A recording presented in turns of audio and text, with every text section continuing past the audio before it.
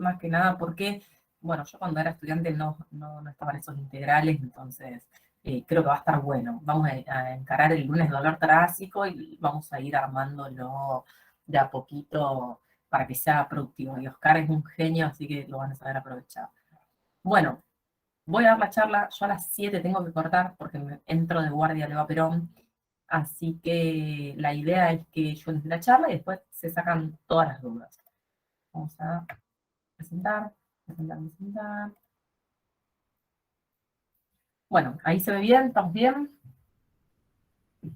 Sí, se ve bien. Sí, sí, Excelente. Bueno, vamos a hablar un poco de patología tiroidea. ¿Cuál es la bibliografía que usé? Empiecen a amigarse un poquito con el TRAPS, eso que ustedes ven acá. El TRAPS es el programa de capacitación para médicos de atención primaria. Está buenísimo estudiar clínica ahí, porque es lo que se hace acá a nivel nacional, es lo que está aprobado y lo que tenemos disponible, y es muy simple, muy simple. Voy a cerrar el WhatsApp, porque se me escucha titín, titín, titín, y me es incómodo. Ahí está. Perfecto, ya estamos. Después usé mucho el grupo CTO, que son unos manuales que se usan para ingreso a residencias en España, que son también bastante ilustrativos y fáciles de leer. Y después obviamente usé las primeras guías diagnósticas que se usan mucho, usan los endocrinólogos, y bueno, y mi libro madre que es El Harrison, mi libro. Así que he estudiado mucho en el cursado de clínica. Vamos a hablar de hipertiroidismo, hipotiroidismo y un poquito de el manejo de nódulo tiroideo. A modo de introducción, siempre, o sea, en la consulta, independientemente de la especialidad que hagas, el motivo más frecuente en la práctica es alteraciones o trastornos de la tiroides, el hipotiroidismo más que nada, son pacientes, la mayoría de sexo femenino, y es importante que sepamos el manejo, más que nada el manejo simple o la identificación, y no siempre se da así la sintomatología tan florida. Hay un sobrediagnóstico, toda la gente te dice, yo tengo tiroides, y yo le digo a la gente, bueno, tiroides tenemos todos, pero hay que ver si te funciona de más o te funciona de menos, ¿sí? Hay un sobrediagnóstico y también un subdiagnóstico. Hay pacientes como muy sintomáticos que se los trata como pacientes que tienen síntomas más que nada anímicos, y no, realmente a veces son las tiroides realmente. Bueno, ¿qué usamos en el laboratorio? La TSH, ¿sí? La tirotrofina, que es ultra sensible. Fíjense que la sensibilidad y la especificidad para el diagnóstico, tanto de hipo y de hipertiroidismo, es cercana a casi el 100%, 99% es lo que dicen las bibliografías. Pero bueno, un tema a destacar que es que no a todas las y los pacientes hay que hacerles tamizaje o screening de enfermedad tiroidea, ¿sí? No entra dentro de las enfermedades de screening, como entran la diabetes, la hipertensión arterial, bueno, los trastornos tiroideos no entran dentro de las recomendaciones para la población general. Esto, a modo de recuerdo, tenemos el hipotálamo que genera el factor estimulador de tirotrofina, la glándula pituitaria que genera la tirotrofina, que actúa en la glándula tiroides para generar T3 y T4. Se generan T3 y T4 y en un mecanismo de feedback negativo se inhibe la secreción de TSH. Esto es lo normal, lo que ya sabemos, y así arrancamos.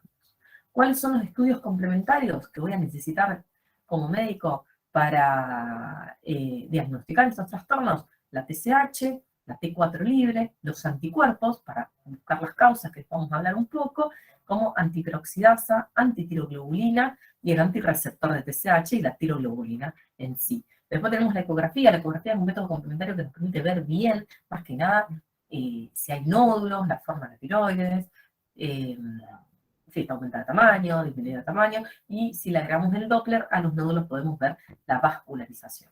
Usamos mucho la punción de aguja fina para más que nada ver la histología o diagnóstico de nódulos, el diodo de 131, que ya vamos a ver que evalúa la función de la glándula, y obviamente la biopsia. Bueno, y esta es la pregunta que se hacen muchos en la consulta, o sea, siempre hay que pedir TSH, siempre, o sea, el diagnóstico se hace mediante la TSH, no hay que pedir el T4 libre siempre. sino que la TSH sola alcanza. Pero aunque muchos piden T4 libre. Entonces, ¿cuáles son las condiciones? O sea, ¿cuáles son los pacientes donde vos les vas a tener que pedir una T4 libre, aparte de una TSH? En los que tienen alterada, más que nada, la secreción de proteínas o la metabolización también puede ser proteica, está alterada. Entonces, lo que nosotros hacemos es pedirle. En las embarazadas se pide T4 libre porque tienen una alteración de la globulina ligadora, hormonas tiroideas, entonces a veces la TSH es normal y tienen T4 baja, embarazo, hormonoterapia, ¿sí? Anticoncepción, terapia de reemplazo hormonal, pacientes con cáncer que estén en tratamiento con bloqueo hormonal, las hepatopatías, obviamente, por el trastorno proteico que tienen, el HIV, la malnutrición también por lo mismo, el síndrome nefroquístico, o sea, todo lo que te va a perder proteínas, tenés que pedir la T4 libre, y la corticoterapia. Y para arrancar a hablar de los escenarios, el primer escenario del que vamos a hablar es el hipertiroidismo. Tenemos una glándula tiroides totalmente excitada, totalmente con un aumento de su actividad, ¿sí? Tenemos mucha T3 y T4 en la sangre con un feedback negativo bastante importante, por lo cual vamos a tener una TSH baja. Ya tenemos tanta T3 y T4 que automáticamente se estimula el mecanismo inhibitorio y no vamos a tener TSH. Por suerte, la prevalencia es baja, 0,3%, o sea, menos de 1 cada 10 personas, y en los mayores de 60 años, fíjense cómo aumenta. De todos los pacientes con alteraciones de tiroides, el 15% corresponden, o sea, todos los mayores de 60 años, el 15% tiene puede llegar a tener un hipertiroidismo. Esto es importantísimo, porque ya vamos a ver que todo paciente adulto mayor con hipertiroidismo lo tenemos que controlar de cerca. Y como todas las enfermedades tiroideas, son más frecuentes en las mujeres. ¿Cuáles son los riesgos? O sea, ¿qué paciente tiene riesgo de tener un hipertiroidismo? Aquel paciente que tenga un bocio difuso, nodular. El bocio, acuérdense que es el aumento del tamaño de la tiroides, entonces aquel bocio con muchos nódulos puede actuar más que una tiroides normal y producir un hipertiroidismo. La diabetes tipo 1, son todas las enfermedades autoinmunes, pueden producirlo. Entonces vamos a tener el lupus, la diabetes tipo 1, después aquellos pacientes que tengan antecedentes familiares de hipertiroidismo, y fármacos como la miodarona, los interferones, la interleuquina, el litio, también se puede dar. El litio se usa mucho en las enfermedades psiquiátricas, en la psicosis de difícil manejo se usa el litio. Ahora hay nuevos fármacos y se están dejando de usar, pero se usa. Yo tengo pacientes con litio, y los agentes de contraste iodado. Bueno, ¿por qué yo siempre digo el tema de los adultos mayores? ¿Por qué es tan importante diagnosticar a un adulto mayor con hipertiroidismo? Porque en aquellos adultos mayores que presentan una TSH menor a 0,5, o sea que la tienen reinhibida por una alta carga de T3 y T4, fíjense que aumentan 2,2 veces la mortalidad por todas las causas, aumenta al triple la mortalidad por causas cardiovasculares, se reduce tanto la densidad mineral ósea que pueden tener fracturas patológicas por osteoporosis, empeoran las arritmias, porque al estar en taquicardia, los pacientes pueden entrar en taquiarritmias y se pueden producir por alteraciones metabólicas, ya vamos a ver, cuadros neurológicos. Son tan lábiles los abuelos que un poquito de descenso del sodio ya te hacen la excitación psicomotriz o la depresión del sensor. ¿Cómo lo diagnóstico? Con la clínica, fundamental, la anamnesis, ¿sí? Los antecedentes, si este paciente tiene riesgo de tenerlo, si tuvo infecciones, y a las mujeres hay que preguntarles si tuvieron partos recientes. Hay que hacerle un examen físico y me voy a ayudar con un score, que el score determina varios parámetros clínicos, que es el score de Cross, que es un score que depende del puntaje, me da una probabilidad de que el paciente tenga hipertiroidismo. Estudios complementarios, que ya lo vamos a ver, y bueno, y un poquito los diagnósticos diferenciales. ¿Cuál es la clínica? ¿Cómo viene el paciente o la paciente con hipertiroidismo? Irritable, con labilidad emocional, sin dormir, con un insomnio tremendo. Esto es cuando tienen un hipertiroidismo ya machazo, ¿sí? O sea, a veces vienen con todo más leve. Temblores, el temblor fino distal es muy típico del hipertiroidismo, la diarrea, las náuseas, el paciente come mucho, come, y no engorda. Entonces, a veces parecen pacientes diabéticos tipo 1 y no, son hipertiroides. Vienen con la piel caliente, húmeda, con prurito por este aumento de la temperatura, una hipersudoración, se les cae el pelo, alteraciones, todas las enfermedades tiroides dan alteraciones del ciclo menstrual, tanto hipo como hipertiroidismo, ¿sí? Por la importancia que tienen en el eje hormonal. Después los sistemas oculares, a nivel del ojo, lo que te produce más que nada la enfermedad de Graves, que ahora vamos a hablar un poco, es dolor, exoftalmo, y este exoftalmo no te puede producir visión borrosa. Entonces, ¿qué hay que saber? Que el paciente te puede venir con todo o con poco, ¿sí? Pero bueno, más que nada en los adultos mayores, vienen con síntomas recontra inespecíficos. Entonces nosotros muchas veces lo hacemos del basal, la TSH. Este es el score de Crohn. El score de Crohn, fíjense que tiene muchos síntomas y signos, y los más típicos te dan más puntaje. Las preferencias por el frío, la sudoración excesiva, la disminución de peso, fíjense, la retracción del párpado, el exoftalmo más 3. Fíjense que la FA, la fibrilación auricular, es una arritmia frecuente en el hipertiroidismo. Fíjense que suma 4 puntos. ¿Sí? Muchas veces los pacientes en la guardia entran por una FA de alta respuesta y son hipertiroides. ¿Sí? Tenés que pedirle a la TSH a esos pacientes. Si vos le haces de todos los síntomas o signos positivos, le sumás y estos te dan menor a 10, hay un 5% de probabilidad, o sea, son bajas, de que el paciente tenga hipertiroidismo. Si está entre 10 y 20, ya un 50% de que tenga probabilidad de hipertiroidismo, y si es mayor a 20, un 90%. O sea, fíjense que es un score que tiene una sensibilidad al 100, con una especificidad un poco más baja, pero la verdad que sirve mucho. Eso para no olvidarte de la clínica, ¿sí? ¿Y qué le voy a pedir a ese paciente que viene con estos síntomas? Un laboratorio completo, con todo, hepatograma, hemograma, glicemia, uremia, más que nada para ver también los otros parámetros, una TSH ultrasensible, nosotros ponemos TSH en el laboratorio, ya todos hacen ultrasensible, donde el valor normal es de 0,5 a 5, ¿sí? Menos de 0,5 se puede hacer diagnóstico de hipertiroidismo. T4 libre se pide en los cuadros de hipertiroidismo siempre, más que nada para ver si está aumentado, y los anticuerpos antitiroglobulina, antiperoxidasa y antirreceptor de TSH. La ecografía tiroidea, importantísimo ver para ver el tamaño, si tiene un bocio multinodular, si tiene un tumor, si tiene un nódulo, ¿sí? Es importante ver el tamaño de la tiroides.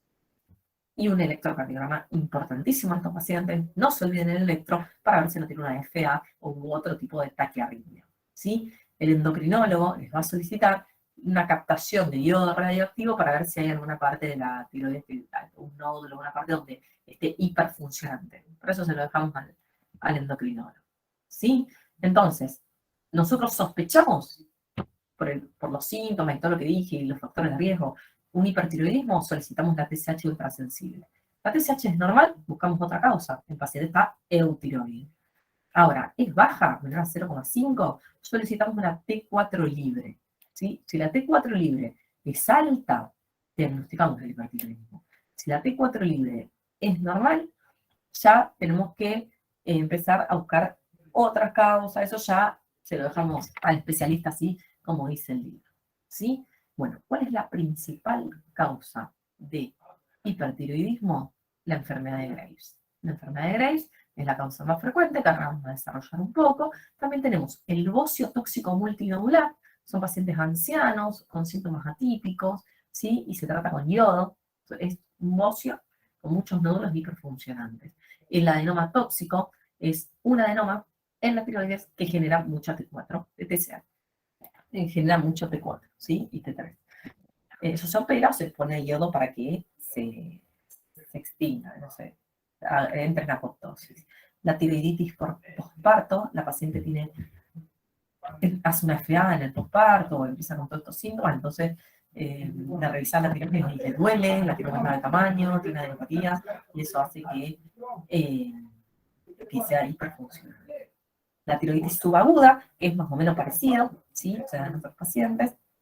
La farmacológica, que es con los fármacos que yo dije antes, también la levotiroxina en los pacientes que se dan con muchas pastillas de levo, puede producir un hipertiroidismo, y la iatrogénica, que es la producida por algún procedimiento médico que no se me ocurre ahora. Hablemos un poquito de enfermedad de Graves. Sí, la enfermedad de Graves es la causa más frecuente de hipertiroidismo. Fíjense, encima, por suerte, más del 90% de los casos de enfermedad de Graves son menores a 40 años. Y lo que tiene la enfermedad de Graves es que tiene exacerbaciones y remisiones. ¿Sí? Va a tener periodos donde tenga taquicardia, la sudor, y periodos donde no tenga absolutamente nada. Eso va a depender de la respuesta inmune. ¿Por qué va a depender de la respuesta inmune? Porque es un trastorno autoinmune, ¿sí? Se debe a que hay anticuerpos que se unen al receptor, ¿sí? Del factor estimulante de la tirotrofina y aumentan la producción. O sea, juegan a ser TSH y estimulan a la tiroides, sin mecanismo inhibidor. Entonces, se produce este hipertiroidismo. Y no solo eso, entonces vas a tener una tiroides aumentada de tamaño, un bocio, por esta hiperfunción, y por el mismo mecanismo autoinmune, por depósitos tanto de anticuerpos como de mucina retroauricular y a nivel de tibial anterior, vas a tener exoftalmo, ¿sí? Y edema, como el edema periorbitario, y vas a tener también el mixedema pretibial, que son placas eritematosas que se descaman levemente, que no duelen. A veces se confunden con erisipela, pero la erisipela duele y está caliente, estas no, son duras al tacto, y acompañada de exoftalmo es Graves hasta que se demuestre lo contrario. ¿Sí? El cabello puede tener vitiligo, el paciente, porque puede tener otros trastornos autoinmunes, puede tener enfermedad celíaca, puede tener vitiligo, ¿sí? Ginecomastia. Fíjense qué dice el TRAPS, esta guía. Dice que la oftalmopatía y el mixedema pretibial constituyen dos signos clínicos extratiroides de la enfermedad, que son causados no por la hipersecreción de hormonas tiroides, sino que son causados por el exceso, más que nada por la autoinmunidad, por el exceso de anticuerpos, ¿sí? Que en otros pacientes hipertiroides no lo vas a tener. El exoftalmo es de la enfermedad de Graves, no es del hipertiroidismo. Por ejemplo, un bocio multinodular o un adenoma tóxico no va a tener exoftalmo. Acá está el exoftalmo, como ustedes lo verán. Tiene el ojo un poco más para afuera que pero este es el exoftalmo. Cuando le hace cerrar, le cuesta cerrar el ojo porque tiene el globo ocular bastante afuera. Temblor fino distal. Y también lo que les pasa al paciente son que se le atrofia el músculo del hombro. Entonces se ve un hombro totalmente atrofiado. Y acá está el edema pretibial, el mixedema pretibial. ¿Cómo trato a la enfermedad de Graves? Primero los síntomas. Pues un paciente está muy sintomático. Va a tener taquiarritmias, principalmente FA, va a estar muy sudoroso, con temblor fino, ¿sí? Y este tratamiento sintomático se puede hacer médico, a nivel médico con fármacos, puedo controlar la enfermedad de Graves, o quirúrgico, ¿sí? Otro de los métodos es el yodo, que es administrarle mediante la vena pulsos de yodo que hacen que la tiroides disminuya su función. Con respecto al tratamiento sintomático, los corticoides ¿sí? Se indican cuando la oftalmopatía es muy severa, que duele, que tiene mucha inflamación, que está acompañado de edema periorbitario. Se puede usar mucho los corticoides para desinflamar. Y con respecto a las palpitaciones, al temblor y a esta aceleración, lo que está indicado es el propanolol. El propanolol se usa de 20 a 40 miligramos cada 6 horas por vía oral, siempre haciendo electros de control, porque el paciente no te haga una bradicardia, un bloqueo, ¿sí? Pero se usa mucho el propanolol para los síntomas.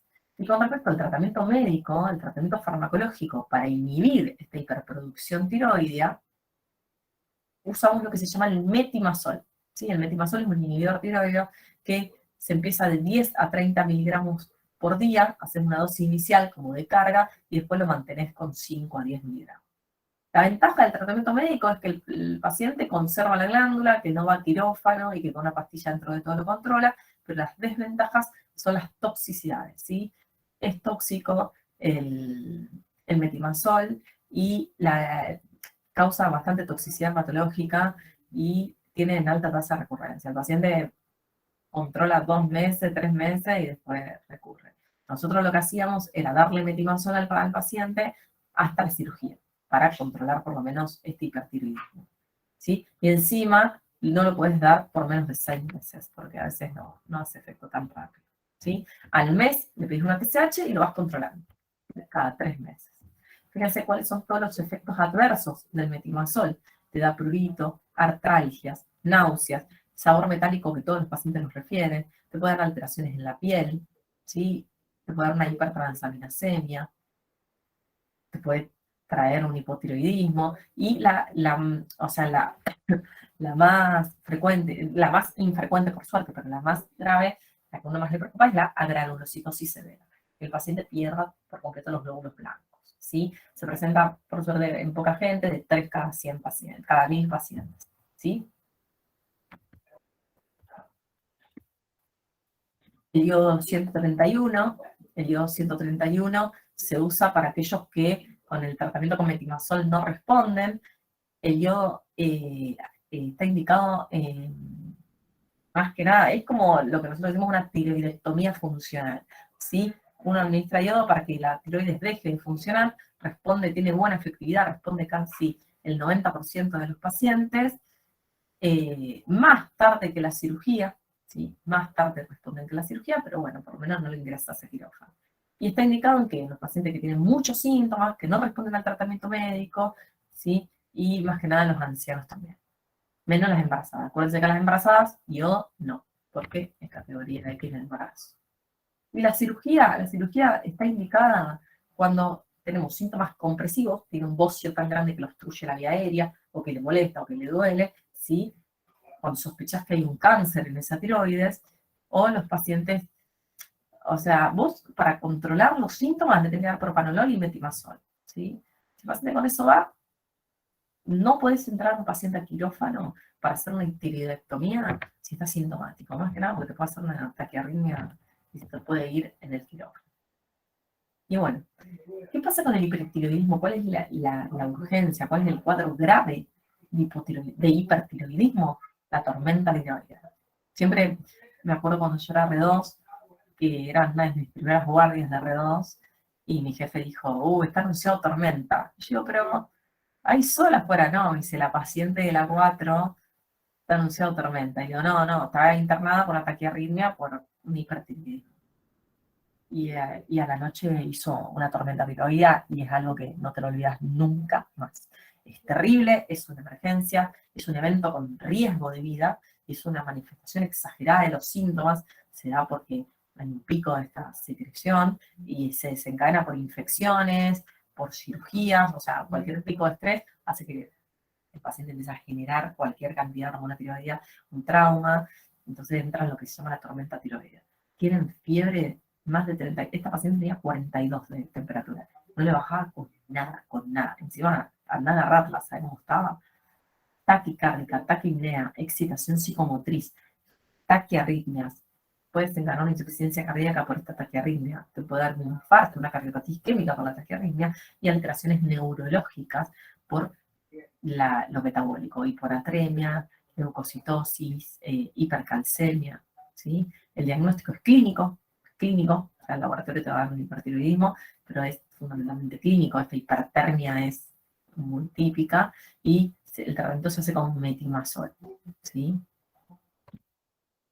Y después se usa el beta-bloqueante para los síntomas. La tormenta tiroidea se caracteriza por una triada que yo siempre digo que tenemos Homero para todos los casos clínicos. Taquicardia con síndrome coronario agudo o con una taquiarritmia, siempre lo va a tener el paciente. Alteraciones neurológicas por hiponatremia y fiebre. Fiebre. No le baja con nada. Fíjense que la mortalidad es alta, es del 20%. ¿Qué pasa con el embarazo y la lactancia en los pacientes hipertiroideas? Tienen riesgo de aborto, de preeclampsia, de parto prematuro, de bajo peso al nacer, ¿sí? Porque los anticuerpos atraviesan la placenta. Hay que tratar a todas las pacientes hipertiroideas embarazadas con metimazol, ¿sí? Se le puede dar beta-bloqueantes también, pero lo que no se puede usar es el yodo. Bueno, vamos con hipotiroidismo. Hipotiroidismo, prevalencia mucho más alta que el hipertiroidismo, 0,35 al 1%. de todos los hipotiroides, la mayoría, o sea, el 95% son hipotiroidismos primarios y también son mujeres, la mayoría. ¿Sí? Primario es que se debe a una causa de la tiroides. ¿Sí? El 10% corresponden a adultos mayores. Y después tenemos una entidad que es el hipotiroidismo subclínico, que se da en el 7% más o menos de los pacientes, poquito, lo que se da, pero a veces se ve, la verdad que se ve, yo lo veo bastante. Miren, o sea, a veces la tiroides, todo para abajo, diríamos. O sea, un paciente que va a estar muy para abajo, nada que ver con el hipotiroidismo, una glándula que va a estar así como una foto, para atrás. Entonces voy a tener una hipófisis que me va a estar estimulando mucho por la falta de T3 y T4, o sea que voy a tener una TSH alta con T3 y T4 bajas. Entonces, ¿cuándo voy a rastrear a qué pacientes en la consulta le voy a pedir una TSH? A los pacientes que tengan un bocio, a la palpación, que han aumentado el tamaño del cuello por un aumento de la glándula tiroides, los que vengan con anticuerpos positivos para Hashimoto, los que hayan hecho radioterapia por algún tumor, ¿sí? En el cabeza y cuello, entonces que le altere la tiroides, que hayan tenido una cirugía en la tiroides reciente, los pacientes institucionalizados, los pacientes con disfunción mental, y también a todas las mujeres mayores a 40 años con algún síntoma inespecífico. ¿Sí? Fatiga, teña, intolerancia al frío, y fármacos que te pueden producir hipotiroidismo. El diagnóstico como el hipertiroidismo lo hago a través de la anamnesis, el examen físico, acá no es un score de Crux, sino que el score es de Billewitz. Y los estudios complementarios son exactamente los mismos. TSH, anticuerpos antiperoxidasa, antitiroglobulina. Le voy a pedir un perfil lipídico. Todo paciente hipotiroideo siempre tiene el perfil lipídico aumentado, o sea, tiene el colesterol alto, y cuando corregís la tiroides, corrige el colesterol, hemograma y las hormonas, obviamente, del ciclo menstrual, es importante más que nada para ver si hay una alteración de todo el eje. ¿Y qué nos dicen los TRAPS? Que el mejor test de laboratorio para evaluar la función de la tiroides es la TSH, ¿sí? La T4 se usa en esos casos especiales que habíamos dicho. Y bueno, ¿cómo yo evalúo a un paciente que sospecha hipotiroidismo? Tiene síntomas y signos de hipotiroidismo, ¿sí? Que ahora lo vamos a ver. Le pido una TSH. Si esa TSH es mayor a 5,5, le mido la T4 libre. Si la T4 libre está por debajo del rango normal, es un hipotiroidismo primario, ¿sí? Si la TSH es normal, el paciente no tiene síntomas con una TSH alta, es un subclínico, ¿sí? Y si la T4 está por encima del rango normal, eso después lo va a ver el especialista porque no es un hipotiroidismo propio de la glándula. Obviamente si tiene menor a 0,5 o 0,35, considerar un hipotiroidismo. ¿Qué va a tener el paciente o la paciente con hipotiroidismo? Alteración en el ciclo menstrual, como cualquier enfermedad de la tiroides, pero esta va a aumentar de peso, no come nada y aumenta de peso, le cuesta bajar de peso, tiene intolerancia al frío, fatiga, piel seca, muy seca la piel, el cabello grueso, se le cae el pelo, puede estar muy apático, depresivo, ¿sí? Con pocas ganas de vivir, a veces se confunden los depresivos con los hipotiroides, constipado, ronquera. Va a tener cambios mixedematosos típicos, o sea, va a tener la piel gruesa, con edema duro. El edema duro es el que lo deja fobia. Esto es por el mixedema, esto por el mixoide que se acumula en el tejido subcutáneo. Y esto le va a dar macroglosia, la fascia está botagada, la debilidad muscular. Todo eso se produce por los cambios, por el acúmulo de mixoides, ¿sí? Derrame pleural puede tener, y bueno, lo otro ya lo estamos frecuente, las uñas, la alteración de las uñas. Yo tenía una paciente hace poco que tenía las uñas así, yo la verdad que no me había dado cuenta, y de rutina, como estaba decaída y todo, le pedí una TSH, estaba recontra hipotiroidea, le empecé a tratar y me dice, hasta el color de las uñas me cambió. Una paciente que tenía alopecia, que tenía alteración de las uñas, obesidad, fíjense la cara botada, una macroglosia, una cara así como sin ganas. Esta cara la ve en el colectivo todos los días. La cara de la hipotiroidea la ve en el colectivo todos los días. Siempre digo lo mismo. No sabes si es la cara de culo o el hipotiroidismo. El bocio, que es un cuello aumentado de tamaño, ¿sí? Y acá tenemos un poquito el edema duro que no se ve en la foto, pero bueno, estaba ahí en el conjunto de fotos y no lo podía dejar. Score de Billewitz. Es el score que, con los síntomas y signos, sumando un puntaje, te da probabilidad o no de ser hipotiroideo. Menos de 30 puntos, eutiroideo. Mayor de 30 puntos, hipotiroidismo. ¿Sí? Fíjense que está. Lo que más puntual es la sudoración disminuida, piel seca, intolerancia al frío, disfonía, parestesias, movimientos lentos, piel engrosada, bradicardia, disminución de los reflejos. Todo eso te da un puntaje y te puede dar la sospecha. Ahora, fíjense que el subclínico, ¿qué es? Es aquel paciente que tiene hipotiroidismo por laboratorio, pero se siente bárbaro, ¿sí? Tiene una TSH aumentada y está sintomático. ¿Cuándo voy a tratar a estos pacientes? Cuando tienen una TSH muy alta, o sea, mayor a 10. Cuando tienen títulos muy elevados de anticuerpos, antiperoxidasa, que ahora vamos a ver por qué. Con bastantes síntomas. Es como que subclínico con síntomas. Esto es como un detalle medio. Y las embarazadas, o aquella que quiera quedar embarazada. ¿Sí? ¿Cuál es la causa más frecuente de hipotiroidismo? La tiroiditis de Hashimoto. ¿Sí? Es una tiroiditis que se produce con infiltración linfocitaria crónica. O sea, infiltran linfocitos en la tiroides todo el tiempo, o sea, de manera crónica, y hace que esta deje de funcionar. Es la causa más frecuente, es hereditaria, está asociada tienen madres, tías o abuelas con lo mismo. Fíjense que es recontra frecuente en mujeres, y también es autoinmune. Los anticuerpos se depositan y lo que hacen es disminuir la función, a diferencia de la enfermedad de Graves. Acá disminuye la función. Puede tener bocio o no. Y puede estar relacionada a otras enfermedades autoinmunes. No tan frecuente como el Graves, pero puede estar relacionada. Las otras causas son la tiroiditis postparto, que te puede dar tanto hiper como hipo, la iatrogénica, le sacaste la paratiroides o la radioterapia, entonces el paciente queda hipotiroideo. ¿Sí? Fármacos y, bueno, la tiroiditis subaguda. Las tiroiditis pueden causar tanto hiper como hipo. Después tenemos el hipotiroidismo secundario. El hipotiroidismo secundario es cuando vos tenés en la externa, diríamos, o sea, hay algo que no pasa en la tiroides que está generando o estimulando la tiroides. Entonces vos tenés TSH baja con hormonas tiroides bajas y está sintomático. Tiene muchos síntomas. Entonces, o sea, la causa más frecuente es, yo había dicho mal, o sea, no estimula la tiroides. Está inhibida la tiroides, pero por una causa externa, ¿sí? El adenoma hipoficiario es la causa más frecuente. O sea, no hay TSH, ¿sí? Entonces, aquellos pacientes que tienen TSH baja en vez de alta, TSH baja, que no están hipertiroides, sino que están hipotiroides porque tienen hormonas tiroides bajas con síntomas de hipotiroidismo, le tenés que pedir perfil hormonal, resonancia de cráneo y obviamente mandarlos al endocrinólogo para ver si tiene una adenoma hipófisis. Tratamiento fácil.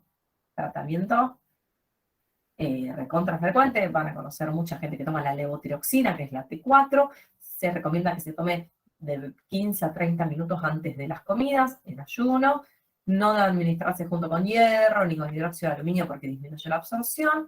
Y se puede iniciar en los mayores de 50 años, 25 a 50 microgramos día. Se inicia a poca dosis para evitar las taquicardias. O si son jóvenes y no tienen antecedentes cardiovasculares, pueden empezar con 100. ¿Sí? Y lo controlas una vez al mes para ir ajustando la dosis. Y lo que dicen las guías, que en las pacientes embarazadas tenés que incrementar la dosis de levotiroxina, más que nada por la demanda que hay y para disminuir la incidencia de hipotiroidismo congénito. ¿Sí? Estas dos palabras para que ustedes aprendan el manejo. Ya dimos hipertiroidismo, hipotiroidismo, los síntomas los tienen que saber, la importancia de pedir la TSH e interpretar este laboratorio, TSH alta, T4, T3 baja, y después más o menos cómo tratarlo. Saber que el Graves es la enfermedad más frecuente en el hipertiroidismo y el Hashimoto en el hipotiroidismo. Y ahora un poquito de nódulo tiroideo. ¿Qué pasa cuando una paciente debuta con un nódulo? O sea, viene con una clínica de nódulo o vos en la ecografía por diagnóstico de hiper o hipotiroidismo, le pidiste una ecografía de tiroides y te viene con los nódulos. Los nódulos pueden ser lesiones sólidas, quísticas o mixtas. Puede ser sólido quístico, ¿sí? Puede ser un nódulo o múltiples nódulos que aumenta el tamaño de la tiroides y hacen lo que se llama el bocio multinodular. Nosotros pulsamos los nódulos, más que nada los nódulos de características ahí más o menos malas, las ya pulsamos, más que nada para ver la biopsia, ¿sí? La causa más frecuente es el adenoma de tiroides, que es un nódulo benigno, o la hiperplasia nodular, ¿sí? El cáncer de tiroides, por suerte, tiene una incidencia muy baja y aquellos que tienen cáncer de tiroides se salvan, la mayoría, ¿sí? Entonces, ¿cuál es el objetivo de nosotros como médicos cuando tenemos un paciente con un nódulo tiroideo? Determinar si es maligno, ¿sí? Le voy a hacer una anamnesis para ver si los nódulos son funcionantes, si dan hiper o hipotiroidismo. Le voy a hacer un examen físico, le voy a revisar adenopatías, le voy a revisar a ver si no tiene taquiarritmia, le voy a revisar la piel y todo, y le voy a palpar las tiroides. Y los estudios complementarios que le voy a pedir son las pruebas que nosotros conocemos de función tiroidea, las hormonas, todo, y los factores de riesgo cardiovascular. Le voy a pedir una ecografía de tiroides para ver el tamaño, el crecimiento, la cantidad de los nódulos, si son sólidos o quísticos, y le voy a pedir con Doppler para ver si tienen vascularización o no. Y lo que se pide es un centellograma tiroideo para ver si capta el yodo, ese nódulo, y es funcional o no. ¿Cuándo van a sospechar que un nódulo es maligno?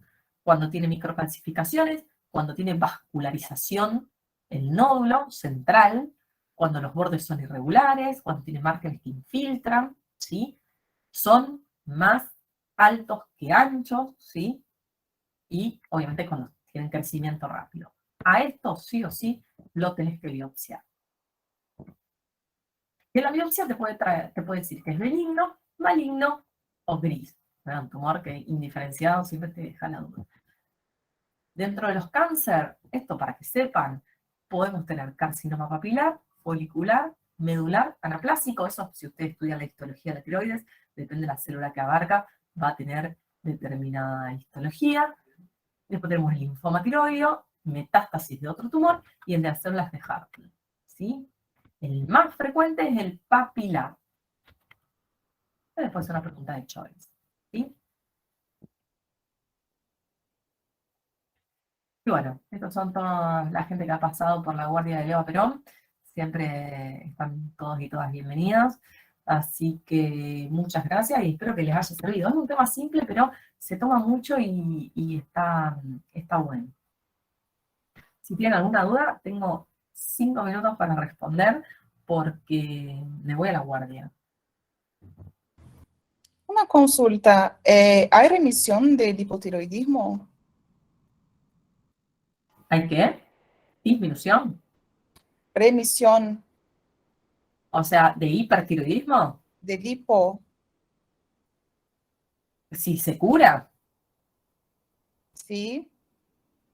Y depende de la causa. El Hashimoto no, es una enfermedad crónica. Y si vos tenés un hipotiroidismo, a veces hay pacientes que por deficiencia de dieta o por una cuestión de estar viviendo en un lugar donde nosotros, por ejemplo, en Argentina tenemos alta incidencia, se van a vivir a otros lugares y empiezan a normalizar la tiroides, o por ejemplo, son hipotiroides en el embarazo y después normalizan, o bajan de peso y normalizan, pero la mayoría son crónicos. Gracias. No, de nada.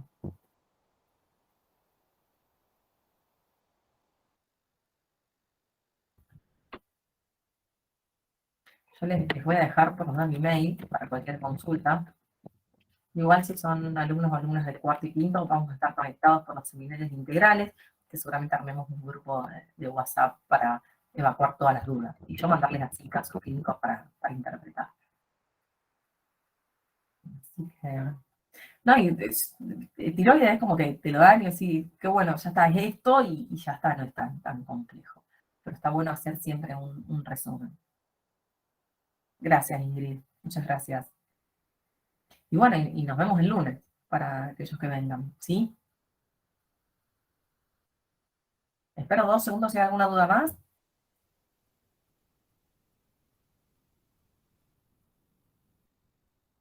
Chao, profe. Muchas gracias. Adiós, nos vemos. Gracias, profe. Chao. Gracias. Gracias, profe. Chao. Gracias, profe. Nos Chao. vemos. Chao, chao. Gracias, Chao, profe. profe, gracias.